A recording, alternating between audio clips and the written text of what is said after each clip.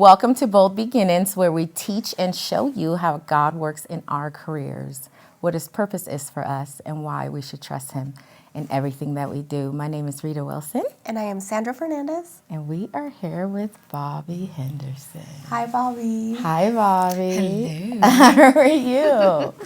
I'm just excited to be here. Thank you for being here, Bobbie. Thank you for inviting I me. really appreciate it. Thank Bobbie's you. awesome. She's very special to me, so Yeah, she keeps saying I'm that. glad you're here. Yes. Like, why? Because it's true. I love it. I love it. Bobbie, tell us a little bit about you. Who's Bobbie and what you like to do for fun? Oh, who is Bobbie? Well, Bobbie has lived in Utah since I was 19 years old. I grew up in Idaho. I moved down here by myself. I had some friends here, and we all got an apartment together. And for whatever reason, when I was young and spontaneous, I thought, the world is my oyster. Sure, these people invite me down, and who would have thought my life would have took the turn it took? But this is where I ended up meeting my first husband. This is where I ended up having my children, starting my career, joining the military, coming back to Utah, meeting and marrying my second husband.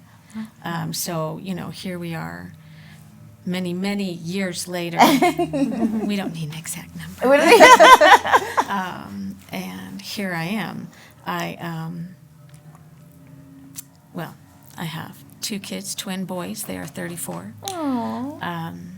And going on our fifth grandchild. So That's beautiful. I have one half of the family in Texas, the other in Arizona. So, yeah. And currently my husband and I are both retired military. We both work civil service up on the base. His mother lives with us, and my mother-in-law's lived with us for the last 5 years. And what I do for fun is plan my retirement, set goals, travel. We did a lot of traveling last year. We went from the East Coast to the West Coast. We spent a week and a half on the East Coast with my sister and nieces, and then went with our best friends, packed up our bikes, went to the Oregon coast and spent a week and a half over there. But anything that gets us out and traveling and being in nature. But we also, I love concerts.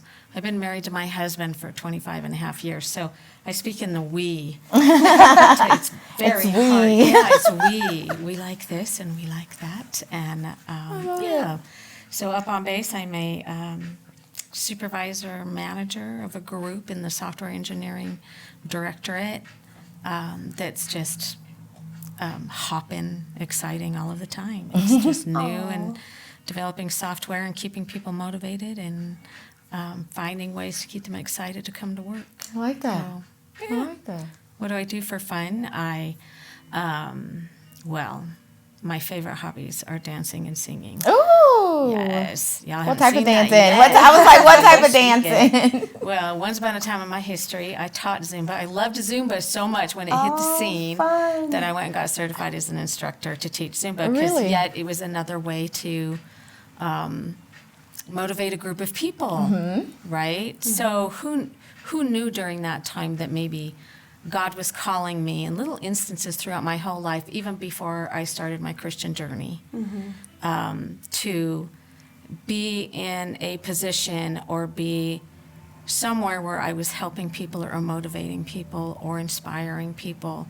And to me, I didn't tie that probably back to a God-given talent until really recently. That's awesome. Yeah, it's and sometimes we it's don't think that's what exciting. we're doing. Right. It is. No, and that was absolutely me. I bumbled and stumbled my entire way through not only my life, but my faith journey. I think God was always talking to me, but I was well into adulthood before we got called to a church home, which, as you know, is Christian Life Center. Before I started getting involved, it was several more years after that before I started getting involved. And then you kind of get to a point in life where you look back and you go, dear God, I see you putting me in all of these positions to be able to do this. So I'm so humbled. I love that. I'm incredibly humbled. I love that I'm part of a church community that says, hey, Bobbie, do you want to teach a class on this? And I'm like, sure thing. One of the very first classes I taught was actually it was a Beth Moore study on insecurity, women and insecurity, which speaks to my heart deeply, especially being in the civil service, being in the military, being in a predominantly male work environment, and the challenges I've had over the last 30 years. Yes. Some of the encounters that you have. But what I realized through that first study was that there are many women who still struggle with who they are, and finding their boldness, finding their I'm courage. like, are you trying to make me cry today? You guys, what's happening? Who knew? But who knows how God's going to call you? And after that moment, my passion just grew so strong to be in a position to affect and influence and motivate, because I've been there as well. Right. You know, I've been an insecure single mom. I went through a divorce, and in the culture, in the environment that I was surrounded in, I definitely wasn't empowered or lifted up or loved on during that time. Yeah. Right. And so through some hefty life experiences, being able to finally learn what love is through the way that God defines love, and having a spirit, or acquiring a spirit of just loving on people without any kind of agenda. It's a very, very hard thing to do. It's so hard to do. It is. It is, because you have to self-check all the Right. time, right? So, I grew up through experiences that brought me to this point. So I teach my first Bible study. It happens to be on women and insecurity. And I had the greatest time in this class, feeling like I was making a difference with a group of women who really had a variety of struggles. And I had women in this class anywhere from 19 years old to 72 years old, the first class I taught. And I was sold. I was entirely sold. You're like, yes. This is it. A couple of years later, I'd become the Federal Women's Program Manager for the base, and that gave me an opportunity to get more statistically and business-oriented, involved with the statistics of like women in the workforce, which levels of careers, do you see statistically where women are growing, or what has the largest number of women working in what series, and as you bottleneck that up to the higher graded, more paying positions, how that decreases and decreases. Okay, let's explore why. What happens? You got men continuing to climb the ladder. Why is the women stagnating here? So being able to be a part of that and understand that, and then being able to tie that back to whatever God was doing in my life at the Scripture, time. yes. So that was one of the first classes I got to teach. I love that. Fast forward down the road, I now am on board with teaching a growth track series at our church that's called Emotionally Healthy Spirituality, Emotionally Healthy Relationships. That class changed my life. Let me just tell everybody that. Spoke to amazing. my heart. Yes. So, we're students in the class, my husband and I, and then I take it again by myself, and then we move into the relationship class. And then I took the whole thing again because I missed a couple classes. I'm like, I'm taking this whole thing again. Because I believe in the concepts. I believe in the concepts of truly taking some bold steps, maybe back to move forward, Right. Okay. to understanding what Yes. your brain's So doing. going and back to go forward. Going back to go forward. I love it. Right. So that marries nicely to another type of role I have in civil service, which is called resiliency training, which has found a place as being very important to our younger airmen and the younger generations, because these last couple generations are missing that. They're missing the resiliency factor, the coping factor. Right. And the way that Peter Scazzaro brings it through in his Growth Track series just Yes. marries nicely to that, and it marries some of the concepts that you see that really needs to be addressed. So, how exciting to be a part of that. Yes. And just take the steps that, where God leads you. And I'm telling you, I'm just the type of girl that walks off the cliff every time. If I need to do something, I'm going to do it. Yeah. Yes. So now I'm currently on the deacon board with the church. I went through that last year. I got asked to do that last year. I'm like, no way. And She's like, I'm just going to keep going. yeah, I'm like, sure thing. I'm going to get on. Not really sure what that entails either, but You got it. I love it. trust God entirely. I'm like, well, God has this. Well, Bobbie, we have a Yes. new job opportunity for you. I'm like, sure thing. I've never done that, but I trust God. I trust God to Yes. take me through it. Yes. I love absolutely. that, Bobbie. Yeah, so I love it's that, exciting. Bobbie. Good. You're awesome. I love that. Thank you for sharing that. That's awesome. I learned even more about you as I was talking to you. Just keep learning more about you. So I appreciate it. So today I want to talk about being intentional with God. Right? We kind of had that subject. So I'm just excited, and I just want you to share all your goodness. That's it. So the first question I have for you is, what does being intentional in seeking God looks like? Intentional. That it's being intentional with God can be absolutely entirely life changing. You can, and I didn't. I'm not someone who can say I've gone to church since I was born. So I've always been in church and I've always been No, like I said, I bumbled and tripped and made a lot of mistakes, and then found a church home. Being intentional with God means that you see yourself transition spiritually. Maybe you're born again. And in my example, as into adulthood, I would easily say I was born again. And you're excited, and you're starting your journey with Christ, and you're starting down a path, and you're seeking that, and you're inviting Him into your life. There's this big explosion that happens when you learn to be intentional. And being intentional means I don't just pray to say, oh, please watch over my family, and please help me through a financial situation, or I'm going to go to church and worship, yay. Intentional means I have made a sacrificial, conscientious choice to put God at the front of everything I do. And that looks like a lot of self-checking. So we talked earlier about going back to go forward in the growth track series. I believe we should always be in a constant mode of self-checking. What does that look like? That means something's triggered me, whether it's made me angry, whether it's made me cry, whether it's made me happy or whatever, but especially in the difficult circumstances, what am I doing in that moment of that difficult circumstance? And to be intentional means I'm going to take a moment to, it can be a 5-second check of my body, my physical, physiological, emotional reactions to a certain given stimuli, for instance. I'm going to recognize it, and then I'm going to think about it for a moment. What caused me to do that? What caused me to go there? So that's being intentional with your thoughts, right? That's capturing being intentional with your thoughts. So if you transition that to being intentional with God, then you're making a clear, conscious, self-sacrificial decision to go, God goes first. When I wake up in the morning, my first thoughts are of God, and if they aren't, I'm going to capture that and go, oh, have I given God joy this morning? Have I said, thank you, Jesus? Have I said, look, I woke up and breathed? It can be as simple as that. Being intentional with God. Praying before I go to work, praying in my car, before I go into a meeting that I know is probably going to make me frustrated, taking an intentional moment to go, be with me, God, walk in front of me, order the words that come out of my mouth, order the steps that are in front of me, calm my spirit, give me whatever that looks like. It's intentional.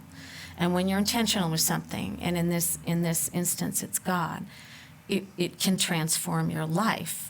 It becomes like brushing your teeth, right? Yeah. Sometimes you do it, and you do it so subconsciously, or other things that you do so subconsciously that you don't remember doing it, right? Right. Mm-hmm. Did I pick up my keys before I walked out the door? The same thing. You're intentional with God. And when you put that first, then you start to see little things in your life change. There's, for whatever reason, and I'm just going to give God the glory for all of this before we move into this, but we've been talking about this upcoming interview. Right. And the last couple of weeks, there have been the same scenarios and scriptures come into my path or come into my heart. And in different venues.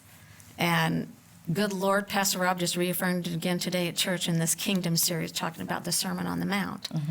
Right? Well, a couple of weeks ago, I was listening to a podcast, and I'm sorry, I can't remember the gentleman who was doing the podcast, but they do these podcasts through the Bible app that break down very simply different scriptures in the Bible, and he was talking about the Sermon on the Mount. And he said, let's talk, Jesus did the Sermon on the Mount, right?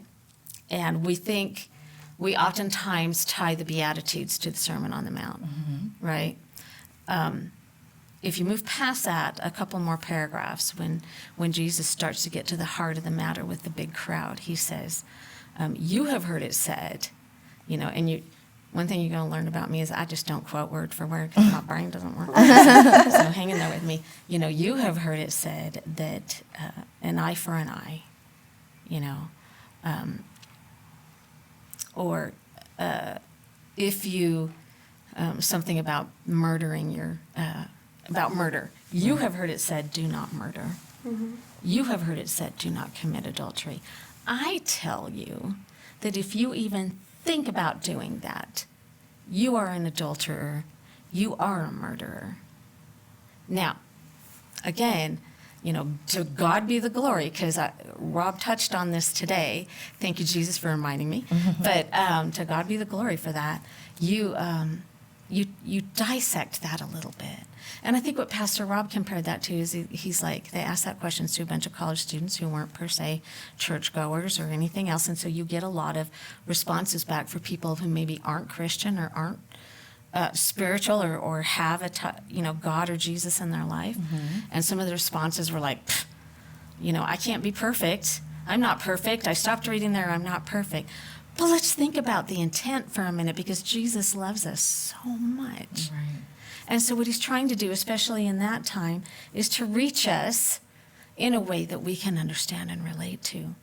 So what he's saying, I believe in that moment, and was confirmed in this podcast I listened to, is capture that thought before it runs away with you.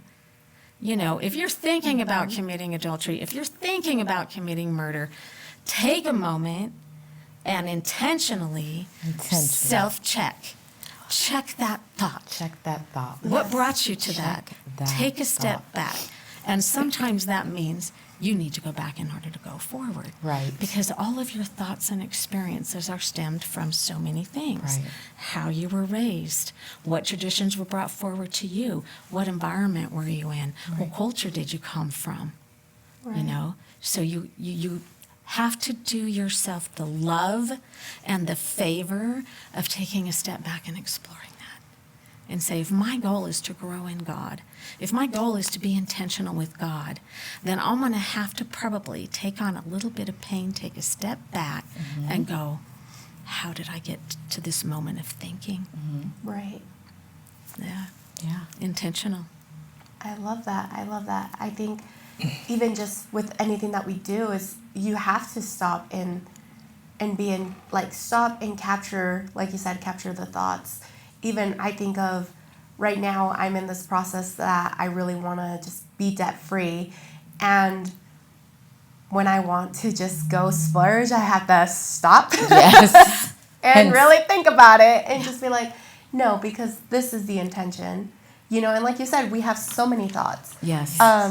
Especially when we're trying to eat healthy, it's like, oh, that place looks good. Let's just go there, but to be intentional is to redirect that attention back to what? the purpose of what you're trying to do. So I love that. And that's really hard for me personally, because I'm very in the moment, right? I think about it and I want to do it. Yep. It's very hard for me to take a second and say, okay, Rita, why do you want to do this? Because, I just kind of want to go with it. And what was really impactful in the class you taught was the 5-minute a day meditation with God, right? Yeah. Taking 5 minutes and, was it 3 minutes or 5 minutes? I don't remember, but just closing your eyes and just meditating and focusing. And when I did that day-to-day meditation, it helped me slow down. I was able to stop and be like, okay, this is what I'm doing. why am I doing it? You know, so I think it's important to take a second and say, okay, Lord, this is what I'm doing, you know, is it right? Or, you know, with working out, or, you know, just whatever your goals are. But I think that is really important, being intentional. At work, we are doing hashtags, right? And it's so funny. My hashtag was hashtag be intentional with my team this year. Taking a step back. So I love that. Great. Love that. Just want to share that. Thank you, Bonnie. You're welcome. Just, you know. Okay, so why has becoming connected became important to you? Connected with God. Oh, because yes, good question. And I don't think it's just me. I really don't. But, Right. Man, if there's one thing that if I were queen for a day, if I was queen of the world for a day, and I could was queen of the world for a day. for a day, and I could affect everybody's feelings, because I think one thing I have seen a lot, and that I've also experienced myself, especially being a single mom for a while and feeling outcasted or feeling unworthy or not good enough for whatever reason, is that it's so easy to disconnect. Right. It's so easy to go, well, then I don't need that. I don't need you. I don't need that. I don't need this. I'm good on my own. Yeah. You know, and trust me, I'm that personality. You know, I'm good on my own. And you just isolate. You just I get to bed all by isolate. myself. You're right. Exactly. You know, and Just do my motto. it took my little hard head a long time for God to get through to my hard head and go, no, I need you to connect. I need you to connect, whatever that looks like. So I remember a stormy time in not only in my marriage, in my current marriage, in my career, in my personal life. It was just a stormy time. And for whatever reason, I kept pushing myself to go to church. I didn't feel connected whatsoever. I didn't know anybody at church at the time. I went to church for several years before I started to get to know people. But I kept going, and I can't explain why. I just kept going. I might have done it for the dignity of my family. I might have done it to show my kids an example. I don't know. For whatever I was thinking in my little earthly head, I kept going to church. I just kept going. And I think over time, and it took time, it took a few years, the connections naturally started happening. Maybe with God just moving you in a direction, you know. And they say that God talks to you in different ways. You know, I've never, you know, sometimes you hear people go, now God told me he needs you. You know, God doesn't talk to me like that. He's going to go, Bobbie, I need you to go tell Rita you're going to do her podcast. You know, I don't get that kind of. I hear about people that do get it like that. That's not how God comes to me. God comes to me in passionate moments where he moves me to something. Because guess what? God knows I'm a tenacious. He knows I'm impulsive. He designed me that way, right? He made me that way. So he's using that gift of mine to talk to me in those moments. And so oftentimes he comes to me during praise and worship. That's a very passionate time for me. That's where I can maybe visualize something that God's moving me to do, you know. And so there was a point in time where he was just moving me to connect. So what I take away from that is now when I see people, and it's still so very prevalent, people want to disconnect. People feel like they've done something so bad that they can't come back to church, or they can't come back to a friendship, or they can't come back and allow themselves to be surrounded in love. You know, connect anyway. Yes. I don't care. The right church community will not care what you're out there doing, or if you're still doing it. If you walk through those doors, you should be surrounded by love. Yeah. Doesn't matter. Stay connected. Stay connected. And connection is so important. I feel like every time I decide to go back to church, when I was on my journey of, you know, trying to go back to church, I fell off because I wasn't connected, right? I wasn't connected to God, but I also didn't have the church foundation, like the group, the support, to keep me going. And that I found in my current church, which is CLC. But the connection is very important, and that has, you know, just kept me in church for sure. So through some 100%. horrendous times, Yeah. even Yeah. to just push yourself to connect. Push. Because for whatever reason, naturally, the first thing we want to do is disconnect, right? We want to do that Right. whole, We just wanna like hide, you said, like, go I'm too sit bad by back. myself, I don't need you.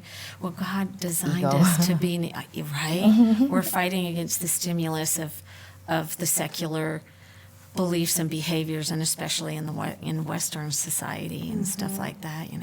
It's all about me, and or if it feels good, do it, or whatever. Right. My husband has a great saying, and I have a lot of great things to say about my amazing husband. But one is that when you're self-checking, when you're feeling like you're disconnected, when you're feeling anything, or you misbehaved, because guess what?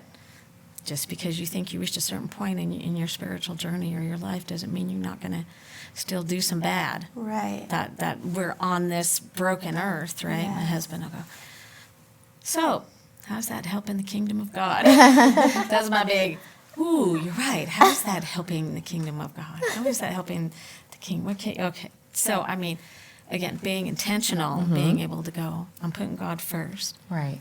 I'm starting my day out the right way, and then staying connected, then it's so much easier to go, are my steps, are my behaviors, valuing God, Right. helping the kingdom of God, bringing more people to God, Right. whatever, showing somebody love that maybe hasn't been in a position where they felt like they deserve it or they've received it. Right.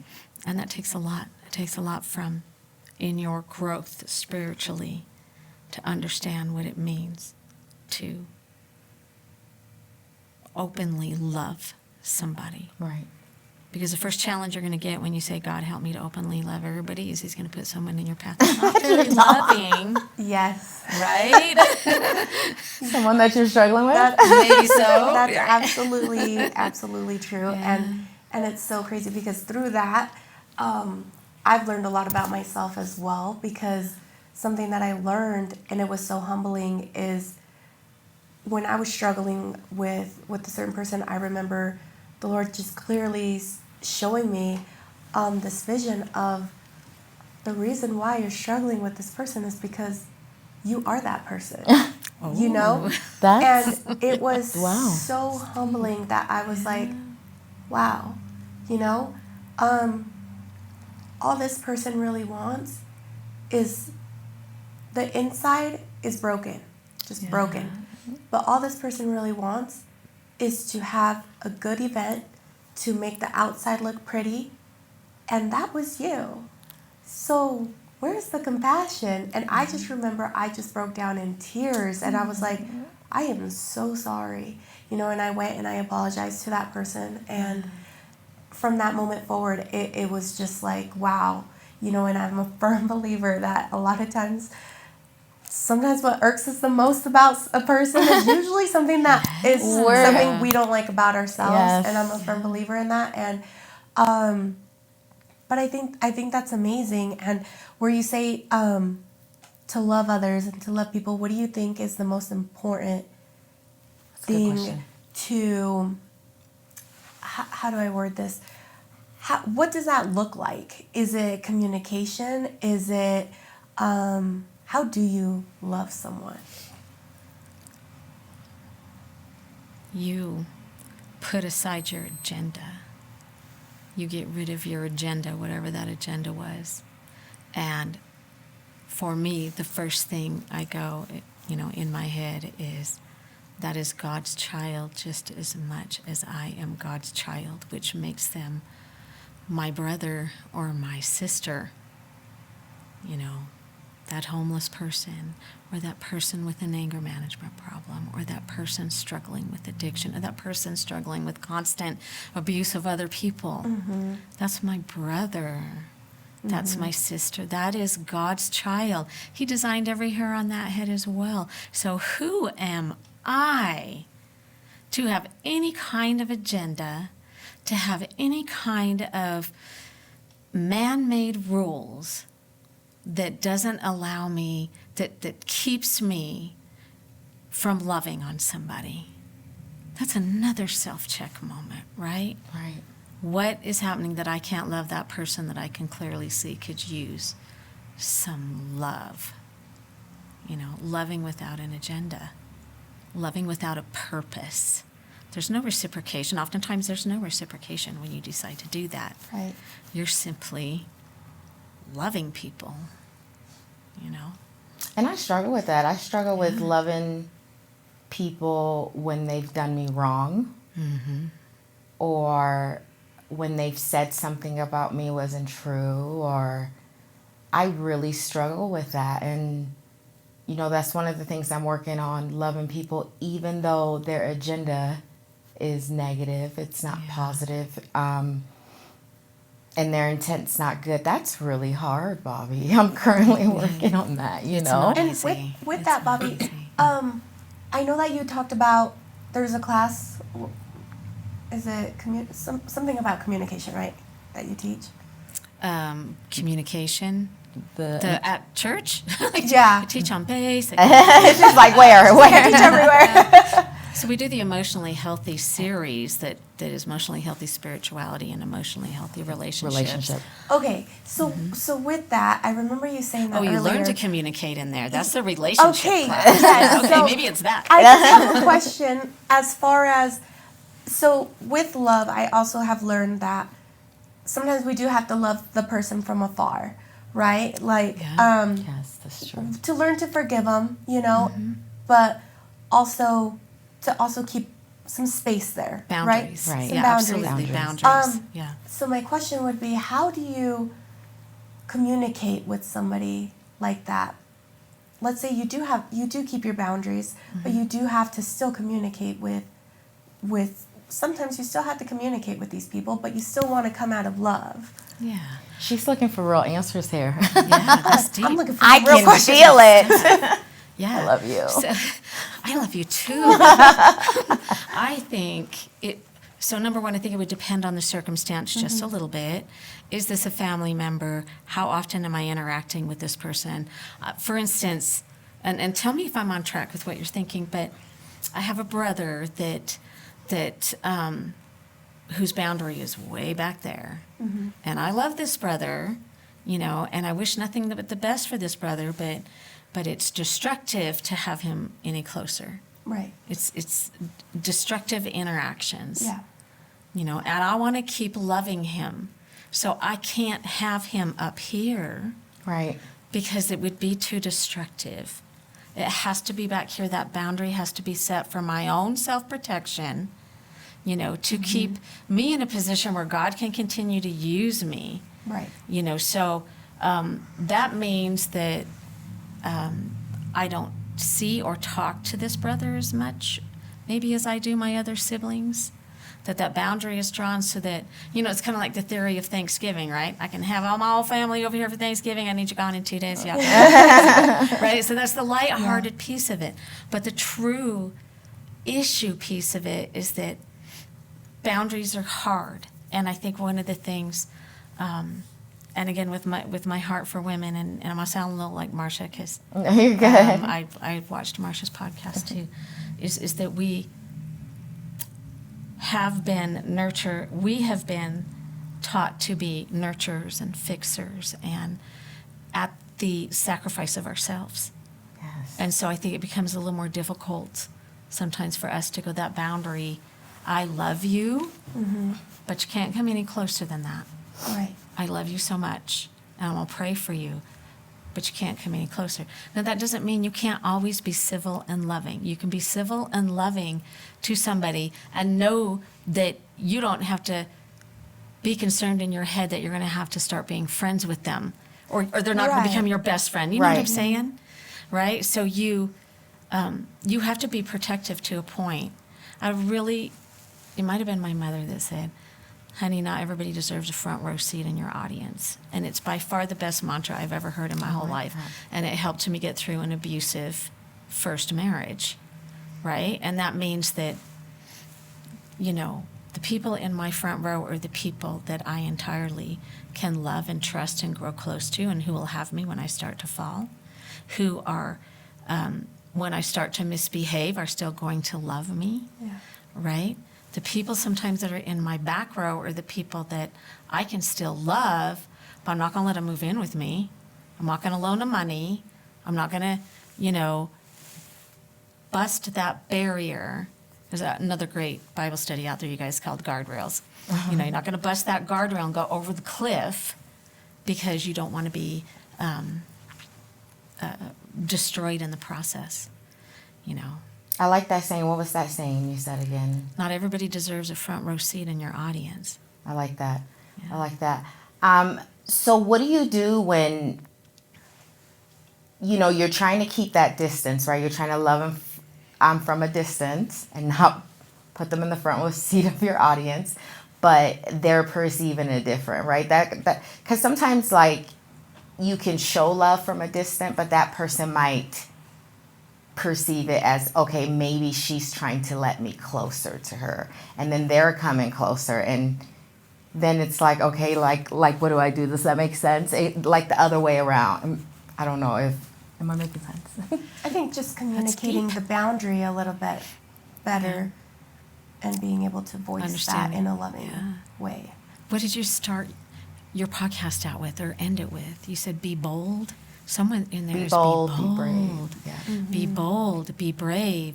You have to do that. You have to step out of that comfort arena. In the you mentioned communication earlier.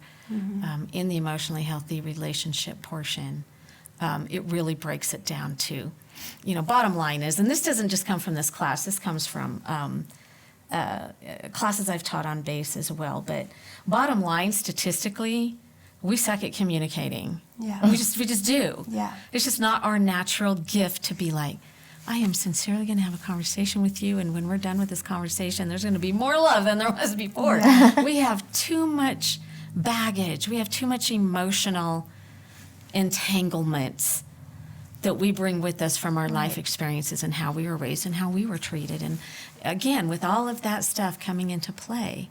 So most often, the way I communicate, well, I know for sure the way I communicate was never the way my husband communicated. Boy, we had a rough first probably 7 years. I'm the fix it, let's talk it out, Liz. And he's like, I need to go away for 2 days and think about what That's we the need worst to talk for the about. one who wants to fix And it. I am Right. about to You're like, explode inside because I 2 want to have this days. conversation right now. Exactly. So, so what you have to measure, I think, a little bit is how important is this relationship to you? Because you can't let That's a it. good one. Stop. How important is it? Take a moment to stop and go, how important is this relationship? If this is my spouse, then I'm going to put a little more different time and Right. energy and self-sacrifice into this. If this is maybe a casual acquaintance who's trying to move in, but I know because I know myself so well that that's probably not someone that's going to be coming to my front row. Right. Then that's where my boldness and braveness comes in and says, man, I love I love that we got to know each other. I love hanging out with you, but got this bit, whatever that looks like for you. God's leading me to do this with, whatever. Mm-hmm. And again, if you're able to be bold and transparent and loving at the same time, which I don't think very many of us are, but what an amazing gift that is, right? To in a loving manner go, I love you so much. Probably not going to be doing lunch very much. I have a couple other close friends and a business, and this is Bobbie speaking, so I don't know if this is entirely on track. Right. But I think the more honest and transparent you can be in love is the best for any given situation of that nature. I don't know if that helps you with your big, deep question. It does. I was like, do you feel me? No. I love it. Do you have any other questions before I move on? Okay. Thank you, Bobbie. You're welcome. So my next question is, how is God working in your career right now, and what does that look like? How's God working in my career? So I just recently transitioned to a new job, so I'm still getting my feet wet in this new arena that I'm learning. The way that I see God working in this is in a trust capacity right now. I have a group of people who are apprehensive with a new leader, a new supervisor coming into the mix of things, and they have very set ways of doing their work and how they like to do it, and a little bit protective of that. And I've been there for 2.5, 3 months now, and I've recognized that already. And I'm like, okay, I can feel God going, I put you here for a reason. I wouldn't have put you here if I didn't think this is where I needed you to be. And your goal, again, let me talk a little bit about leadership philosophy, because mine may look a little different than a lot of typical leadership behaviors, and maybe this is just government type of talk. But I remember teaching a group of, we all had to take classes. When we become supervisors, we all have to go through mandatory classes, and they try so hard to teach you to be authentic, but you have to find your authenticity. And from my experience, having been on both sides of the fence, I've had horrible leaders, I've had amazing leaders, I became a leader. You have to find the authenticity and love for your people. Right. You have to. I don't care how good or bad of performers they are. I don't care, if they come in late all the time or they're on time. It doesn't matter. You have to authentically give a crap about your people. Right. And so I've walked around with that. I've been in leadership and supervision for 14-ish years. And I've walked around with that philosophy, that no matter what, no matter how bad a performer somebody may appear to be, I'm going to take the time to get to know them. I'm going to talk to them authentically. I want to know about you. I want to know about your family. I want to know about your hobbies. I want to know how good you sleep at night. Mm-hmm. How was your weekend? And I want to do it sincerely. I have to find it within myself, even though we're so busy every day and the workload just keeps coming and everything. If you want to have a great performing team, and this is God divine. This is nothing that like Bobbie invented, right? But you take those same things that you have from as you build your relationship with God. It's a way you can take it into the work environment, Right. and go, I can still love on these people. So right now in my current career, it's trust. It's getting these people to know that I'm out for their best interests. There's not any deceitfulness. I'm not trying to, pull one over on anybody. So helping them get to know and being as authentic and transparent. I'm not trying to hide anything. This is how this goes. So I'm just trying to listen to God through that. Because again, all of these lovely pieces aren't easy. They're not the easy way. The easy way is to be passive aggressive, Right. which is kind of what you see a lot of leaders do, right? Just go do your job and don't make me have to think about how to mentor you or make you a better that's not, that's scary, Right. but to take that boldness step and be authentic. So I think that's where God's working with me in my career right now. And then, of course, retirement in a few years is really strongly there. I love it. I love that. I'm a leader myself for the Home Depot. And I agree with what you said, Bobbie. You can throw demands all you want. Mm-hmm. But if people do not feel like you genuinely care about them and their life, they are not going to listen to you, right? People will forget what you say. People will forget what you do for them. But people will never forget how you make them feel. Thank you, Miss Maya Angelou. Yes, Maya Angelou. And that is one of my favorite quotes. And trust is definitely a big thing when it comes to leadership. I know when I walk into a new position or I walk into a new team, the first thing I build is trust, right? And then go from there. But genuinely care about people. And I said this with Marshall. 90% of the time when people are not performing at work, they have something personal going on at home. There is something deeper in there, and it's our jobs as leaders and leading people to find out what that is and see what we can do to help them. We're human beings at the end of the day, right? Yeah. And you want to show people that you care. Yeah, everybody's gone through something. Yes. Everybody's, before you have a little inkling to bring all of that, baggage that made you uniquely you, flawed and everything, and then judge a situation, always go back to everybody's going through something.